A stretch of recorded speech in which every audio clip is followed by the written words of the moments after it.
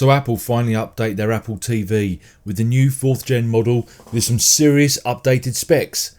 But does it put them ahead of the competition? Let's find out.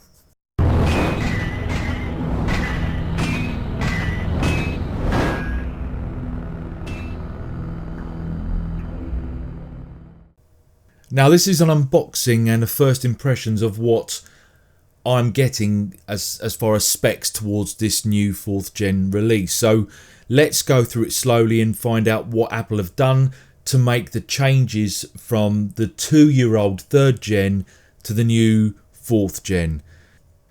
So on unboxing the new Apple TV 4th gen, you can see quite clearly it's the same as last year, with the fact that it has that very nice glossy with a matte finished top with the Apple logo. From left to right we have the documentation, the lightning to USB cable, which is the standard Apple practice, the new Siri remote and the power lead.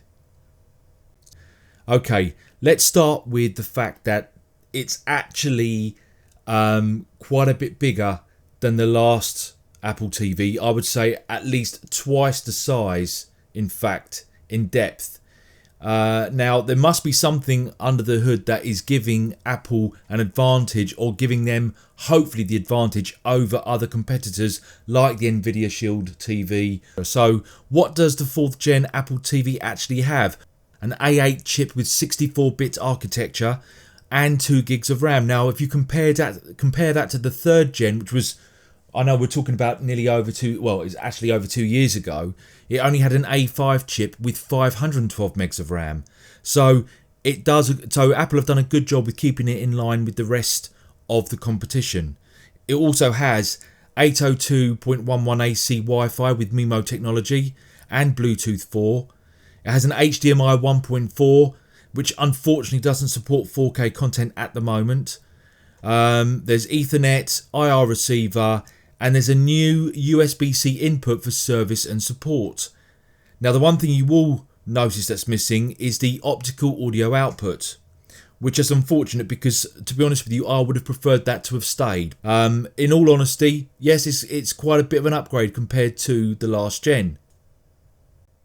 So after the big thing being the specs of the new Apple TV, we now come down to the Siri remote. Now this is a brand new remote control which Apple have defined with two-tone glass with a gloss finished bottom with a matte top. The top is clickable and works very much like a touchpad, allowing you to swipe quicker around the screen, around the menu screen.